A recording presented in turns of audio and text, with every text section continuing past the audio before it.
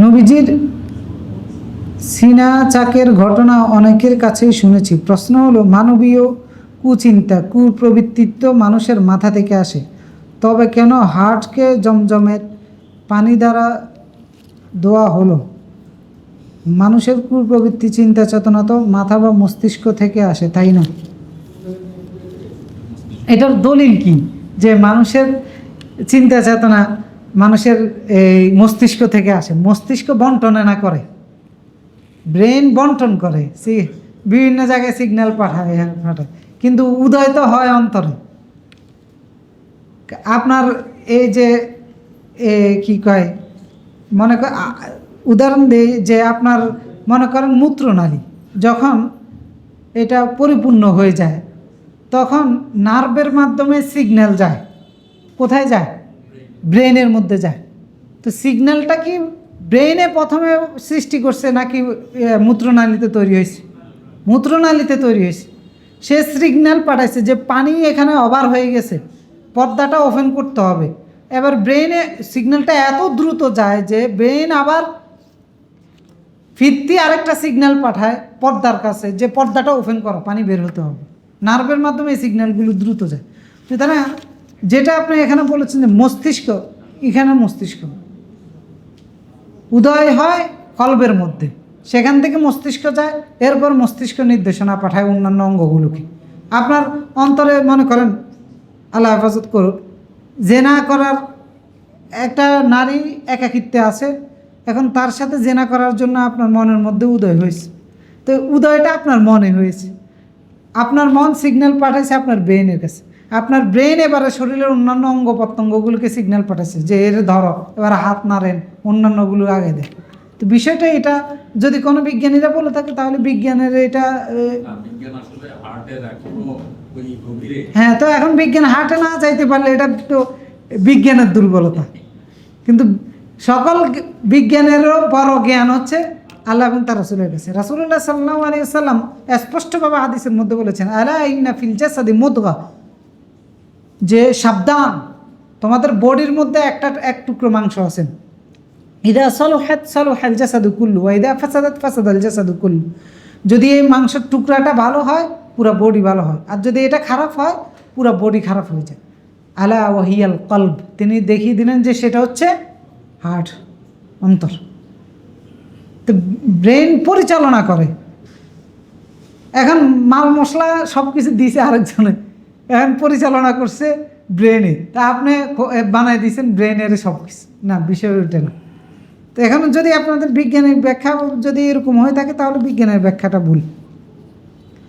রাসূলুল্লাহ সাল্লাল্লাহু আলাইহি সাল্লামের হার্ট ওপেন হার্ট সার্জারি করে না, ওইরকম করা হয়েছিল। এটা কোথায় করা হয়েছিল? দুইবার করা হয়েছে।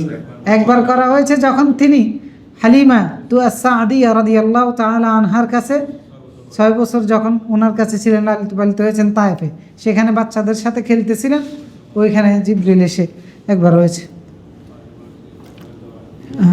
তো এই জন্য কি কয়, রাসূলুল্লাহ আরেক হাদিসের মধ্যেও বলেছেন যে শয়তান মানুষের অন্তরের মধ্যে ঘাপটি মেরে বসে থাকে।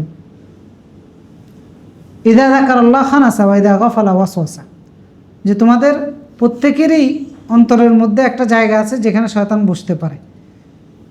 তো যখন আল্লাহর জিকির করে সেখান থেকে সে চলে যায়, আর যখন আল্লাহর জিকির থেকে গাফেল হয় শয়তান তখন সেখানে এসে ওয়াসওয়াসা দেয়। মানে শয়তানের জায়গা আছে এখানে বডির মধ্যে, প্রত্যেকের আছে। তা রাসূলুল্লাহকে বললো যে আপনারও কি? রাসূলুল্লাহ বললেন হ্যাঁ, তবে আমার জন্য যে শয়তানটাকে, যে জিনটাকে নিযুক্ত করা হয়েছে সে ইসলাম গ্রহণ করেছে, যার কারণে সে আমাকে কুমন্ত্রণা দেয় না। মানে সে তো আত্মসমর্পণ করার কারণে আমাকে কুমন্ত্রণা দেয় না। কিন্তু প্রত্যেকের সাথে একটা করে জিন আছে, একটা করে ফেরেশতা আছে। তো জিন মানুষকে খারাপের জন্য নির্দেশনা দেয়। এরপর রাসূলুল্লাহ আরেক হাদিসের মধ্যে বলেছেন শয়তান মানুষের রক্তে রক্তে চলে। তো সুতরাং অন্তরের কথা বলেছেন, অন্তরের একটা জায়গা আছে যেখানে বসবাস করার জায়গা আছে। তো সেখান থেকে কুপ্রবৃত্তি অথবা কি কুচিন্তা, কুমন্ত্রণা, ওয়াসওয়াসা এগুলো দেয়। আর প্রবৃত্তি তো সেটা আরেক জিনিস। প্রবৃত্তি আমাদের নিজস্ব সত্তা যেটা আছে সেটাও আমাদেরকে কখনো ভালোর জন্য বলে, কখনো খারাপের জন্য বলে। যে নফস দুই ধরনের, নফস আম্মারা এবং নফস তিন ধরনের, নফসে আম্মারা, নফসে লাওয়ামা, নফস মুতমাইন্না। আম্মারা হচ্ছে যেটা খারাপ নফস, আপনারা বলবে চুরি কর, আপনারা বলবে মিথ্যা বল, আপনারা বলবে ধোকা দেয়, আপনারা এগুলো যে প্রবৃত্তি, এটা হচ্ছে কুপ্রবৃত্তি। অহংকার করা, কৃপণতা করা, এগুলো শয়তান লাগে না, এগুলো মানুষের কুপ্রবৃত্তি মানুষকে নির্দেশনা দেয়।